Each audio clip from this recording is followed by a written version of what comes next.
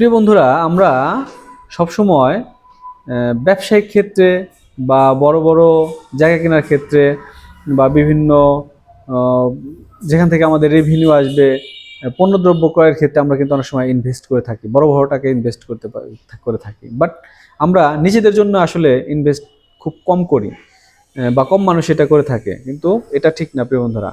যেমন প্রথমে হচ্ছে আপনার একাডেমিক পড়াশোনার জন্য আপনাকে ইনভেস্ট করতে হবে। পড়াশোনার জন্য কখনো পিছিয়ে যাওয়া যাবে না।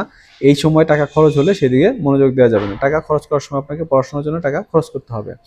পড়াশোনা যখন শেষ হয়ে যায় তখন আপনার বিভিন্ন কারিগরি প্রশিক্ষণের জন্য, কম্পিউটার প্রশিক্ষণের জন্য, বা বিভিন্ন আহ, যে আপনি যে লাইনে যেতে চান, যে লাইনে কাজ করতে চান, সেই লাইনে স্কিল ডেভেলপমেন্টের জন্য আপনাকে কিন্তু অবশ্যই ইনভেস্ট করতে হবে।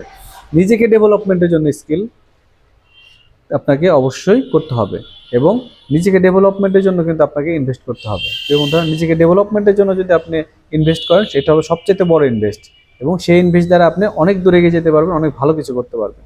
বাট নিজেকে যদি আপনি ডেভেলপমেন্ট না করতে পারেন, নিজেকে ডেভেলপমেন্টের জন্য যদি আপনি ইনভেস্ট না করেন, তাহলে কিন্তু আপনার কোনো ইনভেস্টই সেরকমভাবে কাজে দেবে না। প্রিয় বন্ধুরা, অন্যান্য ইনভেস্টের পাশাপাশি নিজেকে ডেভেলপমেন্টের জন্য যে যে পজিশনে আছেন, যে বয়সে আছেন, সেই বয়সে আপনি কি করতে পারেন, কি শিখতে পারেন, কি গ্রহণ করতে পারেন, সেই জন্য আপনাকে কিন্তু ইনভেস্ট করতে হবে। ভালো থাকবেন, সুস্থ থাকবেন।